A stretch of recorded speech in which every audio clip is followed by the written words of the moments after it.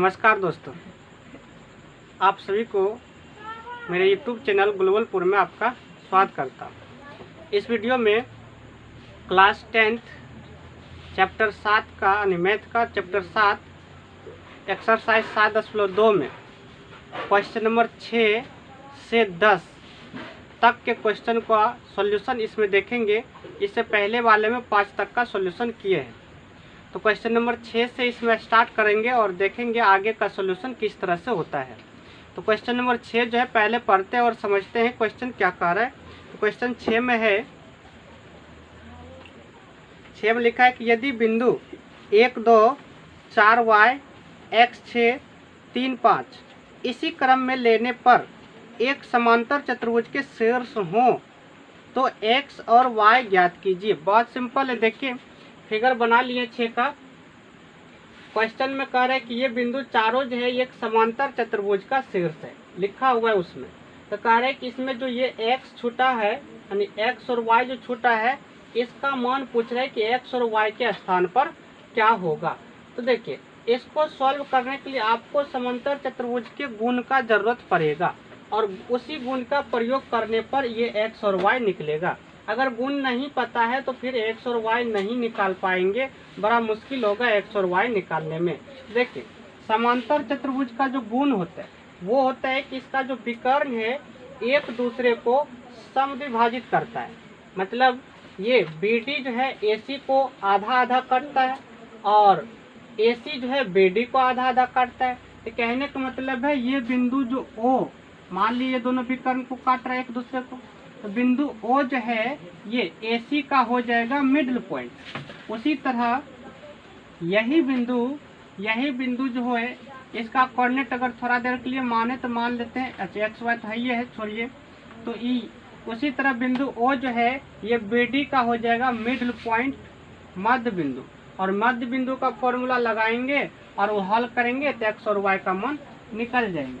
यहाँ लिखेंगे चूँकि समांतर चतुर्भुज का विकर्ण एक दूसरे को समद्विभाजित करता है। ये समांतर चतुर्भुज का गुण है कि समांतर चतुर्भुज का विकर्ण जो है एक दूसरे को समद्विभाजित करता है। इससे पता ये चल रहा है कि ये जो O है वो AC का मध्य बिंदु है, उसी तरह BD का भी मध्य बिंदु, क्योंकि आधा आधा करता है समद्विभाजित करता है। लिखेंगे इसलिए O AC तथा BD का मध्य बिंदु है। ये क्वेश्चन के अनुसार जो कह रहे हैं उसके अनुसार यहाँ तक में पता चला कि ये जो O है AC और BD का मध्य बिंदु है। तो मध्य बिंदु के लिए फॉर्मूला क्या होता है? मध्य बिंदु के लिए फॉर्मूला लगाएंगे तो आप सोचिए, अगर ये O का कुछ कोऑर्डिनेट x और y थोड़ा देर के लिए मान लें तो AC के अनुदिश चलेंगे। AC के लिए AC का अगर ये मध्य बिंदु होगा तो x कोऑर्डिनेट कैसे निकलेगा? x बराबर x1 प्लस x2 बटे में 2 निकलेगा। उसी तरह अगर इसके अनुदिश कर चलेंगे यानी BD के दिशा में, तो BD में भी तो वही होगा, क्योंकि बिंदु तो एक ही है ना, बिंदु तो एक ही है, तो बिंदु एक ही है। तो इसलिए यहाँ हम ऐसे करके लिख सकते हैं, जब AD का अनुदिश चलेंगे तो इसका मध्य बिंदु है तो x कोऑर्डिनेट लिख रहे हैं। x कोऑर्डिनेट कैसे निकलेगा? x1 प्लस x2 बटे 2 निकलेगा। तो x1 की जगह है 1 प्लस x2 की जगह है x बटे 2। ये मिडिल पॉइंट के लिए फॉर्मूला होता है x1 प्लस x2 बटे 2, क्योंकि AC के लिए लिख रहे हैं। ये बराबर हो जाएगा किसके? अब BD के लिए लिखिए, क्योंकि बिंदु तो दोनों एक ही होगा, क्योंकि इससे निकालिए या इससे निकालिए। तो BD के लिए लिख रहे हैं, तो BD के लिए क्या होगा? x1 प्लस x2 मतलब 4 प्लस 3, तो 4 प्लस 3 अब बटे हो जाएगा 2। ये दोनों आपस में इक्वल होगा, क्यों?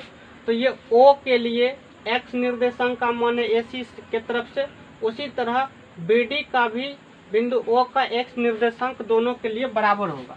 अब इसको सॉल्व करें तो ये 2 कट जाएगा और यहाँ से x निकालेंगे तो ये प्लस है, इधर कर देंगे माइनस हो जाएगा। तो x बराबर हो जाएगा 4 3 7 और ये प्लस 1 है, इधर आके माइनस 1 तो हो जाएगा 6।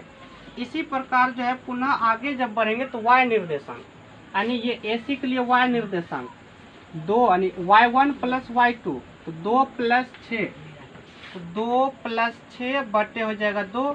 उसी तरह BD के तरफ चलेंगे तो y1 प्लस y2 मतलब y प्लस 5 तो y प्लस 5 अब बटे हो जाएगा 2। यहाँ भी ये 2 कट जाएगा, 6 2 हो जाएगा 8 प्लस 5 है, इधर कर देंगे माइनस 5 तो y बराबर हो जाएगा 8 माइनस 5 यानी कि 3। यहाँ से निकल गया आंसर, अतः x बराबर निकल गया 6, y बराबर निकल गया 3। यही हुआ आंसर x और y का क्वेश्चन नंबर 6 का। क्वेश्चन नंबर 7 में कह रहे हैं कि A का निर्देशांक ज्ञात कीजिए और ये AB जो है एक वृत्त का व्यास है। उसके बाद केंद्र का निर्देशांक, तो मान लिए केंद्र O है और इसका निर्देशांक 2-3 है और B का भी निर्देशांक दे दिया 1 और 4। तब जाके पूछ रहे हैं कि ये A का निर्देशांक कितना होगा। अब एक चीज बताइए, ये वृत्त बोल दिया और ये भी बोल दिया कि ये भी जो है व्यास है। तो ये जो केंद्र होता है, केंद्र वो व्यास के मिडल पॉइंट होता है, मध्य बिंदु होता है। तब तो यहाँ से पता चल गया कि ये जो AB जो दिखाई दे रहा है, AB का ये O जो है ये मिडल पॉइंट है, मध्य बिंदु है। तो मध्य बिंदु का जो फॉर्मूला होगा लगा देंगे। तो देखिए यहाँ से लिखेंगे चूंकि O व्यास AB का मध्य बिंदु है, ये चीज पता है कि ये जो है मिडल पॉइंट है, व्यास का मध्य बिंदु होता है केंद्र उसका। तो जब मध्य बिंदु है तो इसलिए इसका x कोऑर्डिनेट ये 2 है, x कोऑर्डिनेट बराबर क्या होगा x1 प्लस x2 अब बटे में हो जाएगा 2। x1 इसका है x प्लस x2 है इसका 1 अब बटे हो जाएगा 2, क्योंकि मध्य बिंदु का तो यही फॉर्मूला होता है x1 प्लस x2 अब बटे में होता है 2। तो x बराबर x के जगह यहाँ मान है 2 तो 2 बराबर हो गया x1 का मान है x और x2 का मान है 1। तो दोनों का मान भर दिए, बटे 2 कर दिए। अब इसको सॉल्व कर देना है। तो यहाँ क्रॉस मल्टीपल करेंगे तो x प्लस 1 गुना करेंगे 1 से तो हो जाएगा x प्लस 1 बराबर ये 2 दूना 4 हो जाएगा। x का मान निकालना है तो x बराबर हो जाएगा 4 माइनस 1 यानी कि 3। उसी तरह y कोऑर्डिनेट निकालिए। इसका y निर्देशांक -3 है तो -3 बराबर सूत्र क्या होगा y1 प्लस y2 बटे में 2, चूँकि मिडिल पॉइंट है। तो y1 इसका है y प्लस y2 है यहाँ 4 और बटे में हो जाएगा 2। इसी को भी उसी तरह क्रॉस मल्टीपल कर देंगे तो y प्लस 4 इंटू 1 करेंगे तो हो जाएगा y प्लस 4 और इक्वल टू ये हो गया -6। हमको चाहिए y तो -6 ये प्लस है, इधर आके -4 हो जाएगा तो हो जाएगा -10। तो यहाँ से पता चल गया y निकल गया -10 और x निकल गया 3। तो इसका मतलब a का जो निर्देशांक है वो निकल गया, a का निर्देशांक जो है वो हो गया आपको 3 और -10। ये क्वेश्चन नंबर 7 का आंसर हुआ। क्वेश्चन नंबर 8 और 8 में कह रहे कि A और B का निर्देशांक दिया है, उसके बाद ये P का निर्देशांक पूछ रहा है, लेकिन थोड़ा सा घुमा के क्वेश्चन पूछा है। इससे पहले क्या था वो M और N आसानी से दे दिया रहता था क्वेश्चन में और पुट कर देते थे, निकल जाता था। लेकिन समस्या यहाँ ये है ये अनुपात नहीं दिया है। तो सबसे बड़का समस्या इस अनुपात को पहले निकालना है, उसके बाद इसका x और y का मान निकाल लेंगे इसका निर्देशांक। तो पहले देखते हैं कि इसका अनुपात कैसे निकलेगा, मतलब ये P जो है इस AB को किस अनुपात में बांट रहा है, पहले वो निकालना है। अब सोचिए अनुपात अर्थात AP बटे बीपी निकालना है। तो इसके लिए कुछ कंडीशन दिया है। क्या दिया है तो देखते हैं। यह क्वेश्चन में लिखा है कि AP बराबर 3/7 AB, लेकिन हमको चाहिए AP बटे में BP चाहिए। यानी किसी तरह ये दोनों अगर निकल जाए तो अनुपात पता चल जाएगा, और अनुपात जैसे पता चलेगा इसका निर्देशांक निकाल लेना। तो देखिए यहाँ से AP बटे BP निकालना है। तो पहले क्या करते हैं, ये AP को इधर कर देते तो क्या होगा, या फिर इसी को इधर कर लीजिए, किसी को भी कर सकते हैं। अगर AB गुना है इधर कर देंगे, भाग हो जाएगा तो हो जाएगा AP बटे में हो जाएगा AB बराबर 3/7। ऐसा कीजिए, बड़ा वाला जो मान दिखाई दे रहा है इसको उल्टा दीजिए, क्योंकि बड़ा वाला को ऊपर करना है। तो AB उल्टा रहे हैं, AB हो जाएगा ऊपर, बटे हो जाएगा AP। जब इधर उल्टा दिए तो इधर भी उल्टाना है, तो हो जाएगा 7/3। अब अगर वो उसको ध्यान से देखेगा तो क्या है, AB, ये AB को क्या लिख सकते हैं, AP प्लस BP।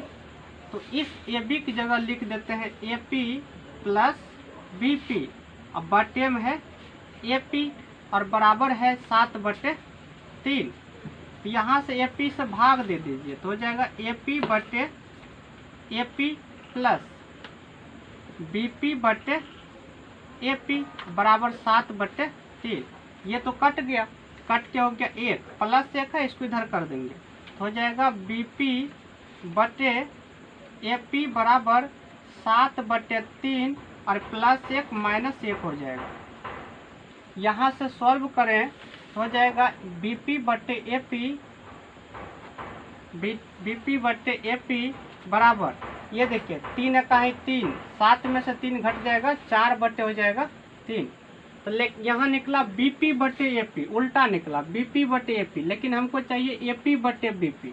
तो उल्टा देते हैं, उल्टा देंगे तो हो जाएगा AP बटे BP। तो इसको भी उल्टाना है तो हो जाएगा 3/4। यहाँ से अनुपात निकल गया AP अनुपात BP, जो वो हो गया 3/4। मतलब ये हुआ, यानी AP बटे BP का मान पता चल गया, 3/4 आ रहा है। इसका अर्थ ये हुआ कि बिंदु P जो है AB को 3/4 में विभाजित कर रहे हैं। मतलब M और N का मान पता चल गया। तो लिखेंगे अतः P AB को 3/4 में विभाजित करता है। ये तो क्वेश्चन में पूछ नहीं रहा था, पूछ रहा है उसका निर्देशांक। अब जैसे ही इसका मान पता चल गया, ये हो गया आपको 3 और ये हो गया 4, यानी 3/4 में बांट रहा है। तो बांट रहा है तो x बराबर, अतः इसलिए P का निर्देशांक, डायरेक्ट इसको सॉल्व कर देते एक के बाद। P का निर्देशांक क्या होगा, mx2 प्लस nx1 बटे m प्लस n। उसी तरह y लिखेंगे तो my2 plus ny1 by m plus n। Direct दोनों मान एक ही बार निकाल लेते हैं।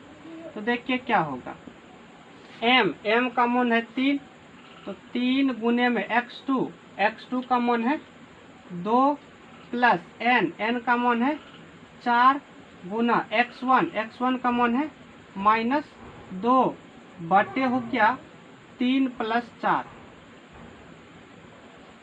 y निर्देशांक m का मान हो गया 3 गुना y2 का मान हो गया -4 प्लस n का मान हो गया 4 गुना y1 का मान हो गया -2 बटे 3 प्लस 4। आगे बढ़ाएंगे तो देखिए कितना होगा, डायरेक्ट सॉल्व कर लेते हैं। इसको आगे बढ़ाएं तो ये हो जाएगा 3 दूना 6 प्लस गुना माइनस हो जाएगा 8 बटे 7, और इसको करेंगे तो ये -12 हो जाएगा, प्लस गुना माइनस, और ये भी हो जाएगा -8 और बटे में हो जाएगा 4 3 7। अब इसको आगे थोड़ा सा एक लाइन बढ़ा दें तो क्या हो जाएगा, -2/7 -2/7 और ये हो गया -12 -8 -20/7। तो यही हुआ बिंदु P का निर्देशांक, और यही क्वेश्चन में हमसे पूछ रहा है कि इस बिंदु का निर्देशांक क्या होगा।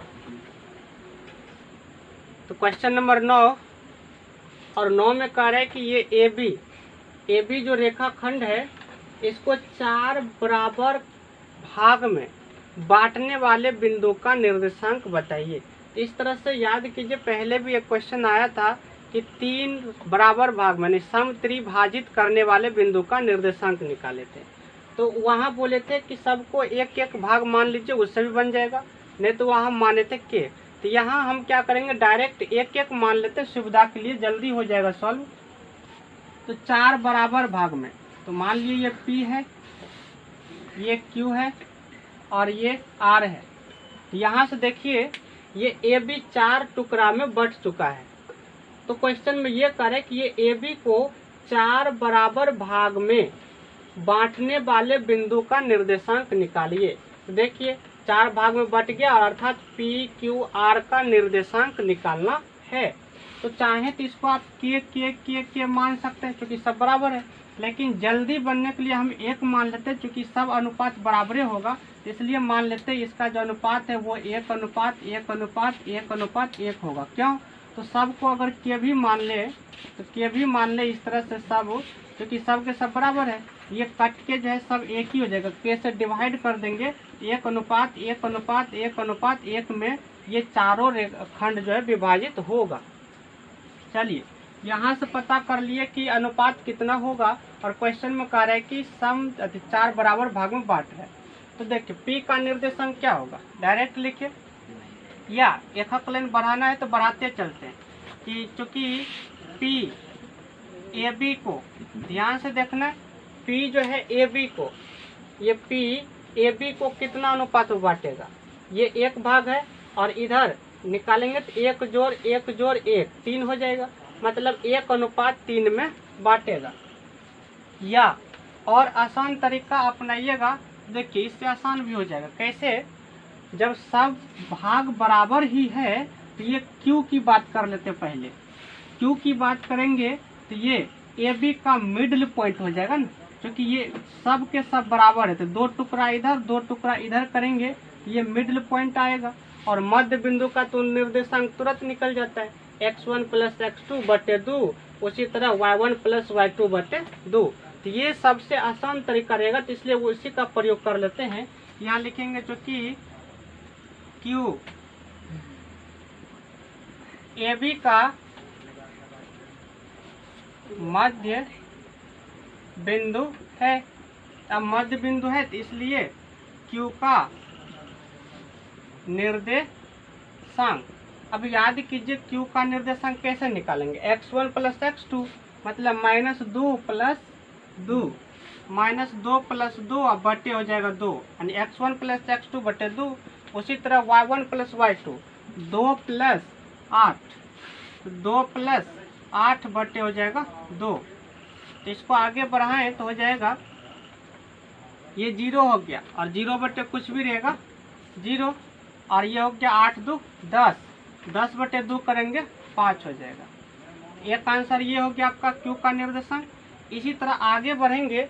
अब सोचिए इसका निर्देशांक पता चल चुका है Q का, यहाँ लिख देते हैं बनाने के लिए, ये 0 5 Q का निर्देशांक पता चल चुका है। अब ये P का अगर निकालना हो तो P जो है चूँकि 1:1 में बांट रहा है, इसका मतलब ये हुआ कि P जो है AQ का मिडिल पॉइंट है। यहाँ लिखेंगे P AQ का मध्य बिंदु है, AQ का मध्य बिंदु है, तो इसलिए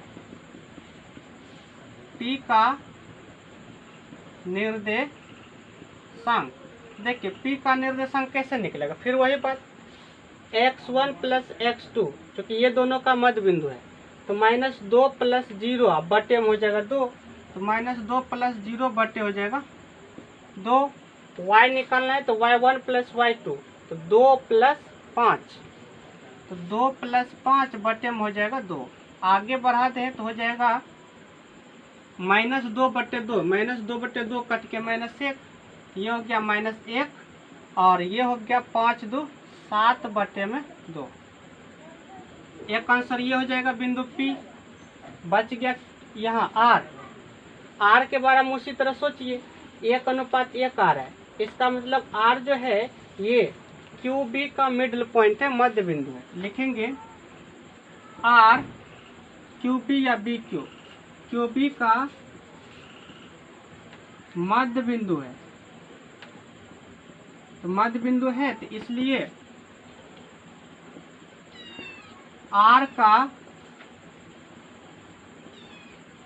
निर्देशांक, R का निर्देशांक क्या हो जाएगा, x1 प्लस x2, तो 0 प्लस 2/2, और y1 प्लस y2, तो 5 प्लस 8/2। ये हो गया 2/2 कट के 1, और ये हो गया 13/2। ये हुआ आंसर। यहाँ तीनों का निकाल चुके हैं। P का निर्देशांक या Q का निर्देशांक ये है, P का निर्देशांक ये है, और R का निर्देशांक ये है। तो क्वेश्चन यही पूछ रहा था कि 4 बराबर भाग में बांटने वाले बिंदुओं का निर्देशांक बताइए। तो तीनों बिंदु का निर्देशांक निकाल दिए हैं। अब क्वेश्चन नंबर देख लेते हैं 10, जो कि ये इस एक्सरसाइज का लास्ट है। क्वेश्चन नंबर 10 और एक्सरसाइज 7.2 का ये लास्ट क्वेश्चन है। तो देखते हैं क्वेश्चन नंबर 10 में क्या कर रहा है। क्वेश्चन 10 में ये कर रहा है कि ये 4 बिंदु जो है समचतुर्भुज का शीर्ष है। तो पूछ दिया कि इसका क्षेत्रफल बताइए। अब क्षेत्रफल के लिए तो यहाँ फॉर्मूला समचतुर्भुज का क्या होगा उसको समझना पड़ेगा, और दूसरा उपाय ये है ट्रायंगल का प्रयोग करके भी निकाल सकते हैं, लेकिन ट्रायंगल वो आपको अगले एक्सरसाइज में है, इसलिए यहाँ हम वो फॉर्मूला नहीं लगा सकते हैं, तो कुछ दूसरा लगाना पड़ेगा। तो दूसरा फॉर्मूला ये होता है समचतुर्भुज का क्षेत्रफल बराबर होता है 1/2 गुना विकर्णों का गुणनफल। तो विकर्णों का गुणनफल मतलब हमको विकर्ण निकालना पड़ेगा। AC निकाल लेते हैं और BD निकाल लेते हैं। तो दोनों अगर निकाल लेंगे तो क्या होगा, देखिए यहाँ से अगर विकर्ण निकाल लें, विकर्ण AC, तो कैसे निकालेंगे AC, वही दूरी फॉर्मूला प्रयोग करके। तो AC तो x2 घटा x1, मतलब -1 में घट जाएगा, -1 में -3 इसका स्क्वायर प्लस 4 -0 का स्क्वायर। दूरी फॉर्मूला लगा दिए, दूरी सूत्र। ये हो गया 4 का स्क्वायर 16, और ये भी हो गया 4 का स्क्वायर 16, और ये हो गया √32। तो रहने देते √32, बाद में देख लेंगे, या फिर इससे जो बाहर निकलेगा 4√2 भी लिख सकते हैं। अगला देख लेते हैं, चलिए लिख देते हैं, इसको लिख देंगे 4√2, चूँकि 4 गुना 2 लिख सकते, 4 चौक 16 दूना 32, 4 बाहर निकल गया। अब निकाल लेते हैं ये BD, दूसरा विकर्ण BD, तो -2 में 4 घट जाएगा, -2 घटा 4 का स्क्वायर प्लस -1 में 5 घट जाएगा, -1 -5 का होल स्क्वायर का रूट। आगे करेंगे तो ये हो जाएगा 6 का स्क्वायर 36 प्लस ये भी 6 हुआ, 6 का स्क्वायर 36, तो हो गया 72। और 72 को क्या लिख सकते, सोचिए 18 गुना 4 करेंगे 72, मतलब 18 को फिर यानी 4 गुना 18 को फिर खंड कर देंगे तो 2 गुना 3 लिख सकते हैं, और यहाँ 4 को ये लिख सकते हैं। यहाँ से जोड़ा देखिए किसका निकल रहा है, 2 का और 3 का, मतलब 9 3 दूना 6 निकलेगा, तो 6 गुना 2 लिख सकते हैं 72 को। सुविधा के लिए अगर एक लाइन बढ़ा दें तो 6 गुना 2 लिख सकते हैं 72 को। 36 दूना 72, 6 बाहर निकल जाएगा तो हो जाएगा 6√2। दोनों विकर्ण निकाल लिए हैं। अब क्वेश्चन में ये कह रहे हैं कि इसका क्षेत्रफल कितना होगा ये बताइए। देखिए क्षेत्रफल निकालते हैं। अतः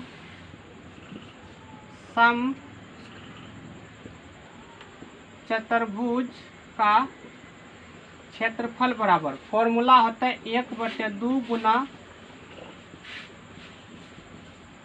विकर्णों का गुणनफल। तो 1/2 गुना विकर्ण AC गुना BD, विकर्णों का गुणनफल।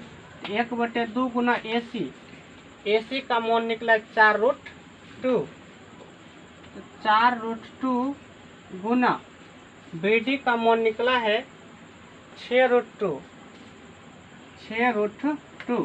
यहाँ से देखिए ये 2 बार में कट गया, उसके बाद √2 गुना √2 करेंगे, रूट समाप्त, केवल बचेगा 2, तो 6 दूना 12 और √2 गुना √2 करेंगे 2, तो 12 दूना 24 हो गया आंसर। तो क्षेत्रफल है तो वर्ग इकाई लिख सकते हैं, वर्ग इकाई। यहाँ कोई ऐसा ही मात्रक नहीं दिया था। तो ये क्वेश्चन नंबर 10 का आंसर हुआ और एक्सरसाइज 7.2 का लास्ट। अगले वीडियो में पहले त्रिभुज का क्षेत्रफल के लिए जो फॉर्मूला होता है उसको प्रूव करेंगे, उसके बाद फिर एक्सरसाइज का सवाल को लेंगे। इस वीडियो में बस इतना ही।